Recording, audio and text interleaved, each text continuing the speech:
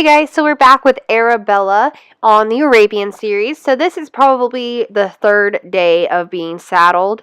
So day 1 and day 2 she did buck. Day 2 was not a big buck, it was just one little explode and then she was done. However, I kept that saddle on her because she did buck to teach her that it is staying on her back. So I never want to take the saddle off while they're bucking to teach them that they can get it off.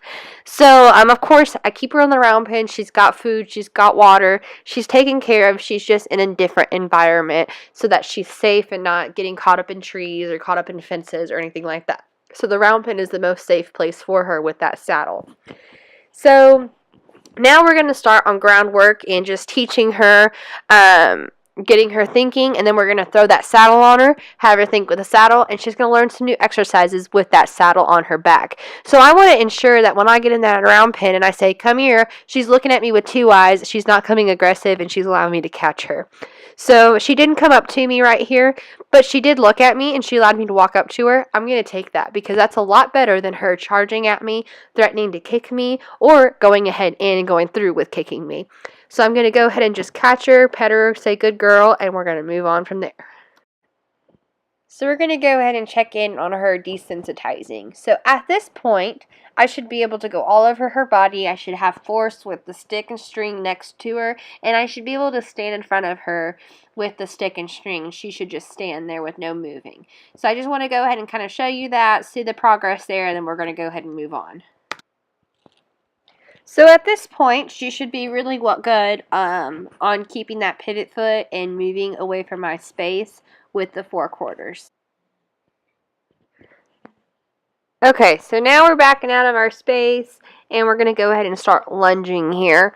So I just this video is just going to be an update on everything. I'm not really teaching all of my exercises, but in the order that they go, this is all randomized. So you'll kind of see different days involved here.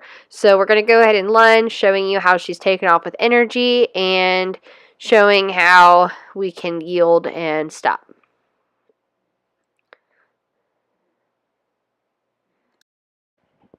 I did want to go ahead and show y'all her saddling, since the first saddling she did buck. So as you're watching, I'm throwing that saddle pad all over her, making sure she's comfortable with it. Ideally, I'd love it if she lowered her head and cocked a leg and been like, oh, I know what this is, that's easy. However, you know, it's not been 20, she hasn't had 20 saddles, you know. Eventually we're going to get there. So that's kind of a goal that you will look on with your colt, is how comfortable is she. I'm still tacking up on the opposite side, and a lot of people are freaking out saying, oh my gosh, you're going to kill your horse, you're doing it on the wrong side. Those people, ignore those people. If you ever go to somewhere and they're like, oh my gosh, you have to get on the left side, you have to tack up on the left side, everything must be done on the left side, are the reason that horses spook on the right. Most horses that come into training are really good on the left side and terrible on the right side because nobody does anything with them on the right side. What happens if you're on a trail ride and there's absolutely no way you can get off on the left side and you have to get on the right side? If your horse has never experienced that, chances are they're going to freak the crap out when you get up on the right side. And you know, I've actually been to a summer camp before where the owner had trained the horse that you can't get on it unless you're on a mounting block.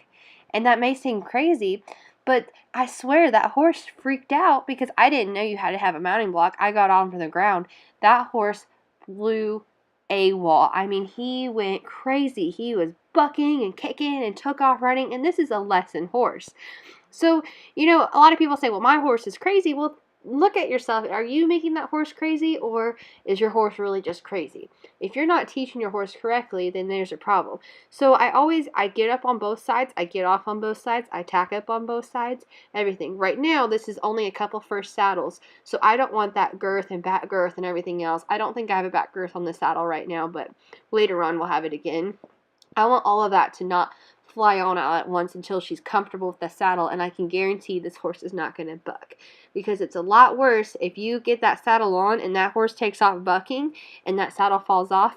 You just told that horse and taught it, every time this saddle gets on you, if you take off running and buck, it's going to fall off and you win. So we don't want that. So I'm just going to tack up. I want you to notice how that horse's head is bent in. She's listening to me. She's moving a little bit, not too bad. I would like her to just absolutely stay 100% still. And we're going to go from there. So Let's see how she does here. Really like how that horse's head's bent. A lot more willing. Make sure everything's tight. Now, I'm still going to prepare for this horse to buck because she did have a big episode that one time. So I want to, and even if she didn't have an episode, I'm always going to be prepared for that horse to buck. So I'm never turning my back on her, and I'm just going to ask her to move out. And I wouldn't be mad if she walked out to let her say, hey, it's on a big rush, and then we'll move up to there. But I always want to make sure that the horse walks, trots, and canters while she's lunging and we first get the saddle on. So I ensure that she's not thinking about bucking, because usually when you go faster, that's when they start bucking. Now let's say that Arabella did decide to buck. So what do I do in that situation? Well, the only day they're allowed to buck is day 1. So after that, if they decided to buck while on the lunge line, I would switch directions immediately and get her feet going.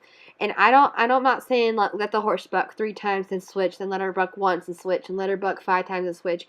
You want to get it as fast as possible. So as soon as she humps up, you're changing directions and going. As soon as she humps up, you're changing directions and going. And you really have to be really good with your hands and being able to switch your lead rope and your stick and both hands and be able to get that horse going, and you stay in a safe amount of spot and you not get tangled up. So it's really important to know that you are good with your tools and understand what you're doing before starting a colt. I really don't like teaching people how to start colts, especially online, because people go, oh, I can do that, when they really aren't ready. So I always suggest that you have professional help when starting colts. So I'm just going to go in, make sure everything's tight and good to go.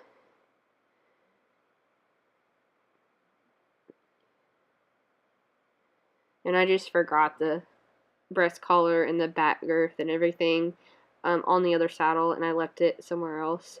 So that was my fault on that. This was a different saddle, so you know, she wasn't used to it. But she didn't buck. She did really well. And a lot of people are like, well, she didn't buck. She didn't have a back girth. That's okay, you know. We'll see later on. She doesn't buck when we put the back girth on.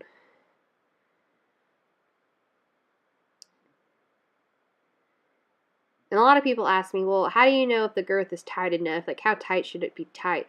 You want to make sure that that saddle doesn't move around. And I always make the horse work.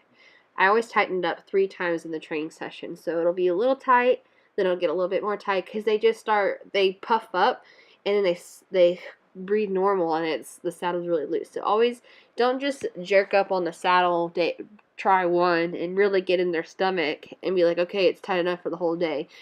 Throw it out in like 3 different stages. So get it a little snug, then get a little more snug, then get a little more snug throughout the training.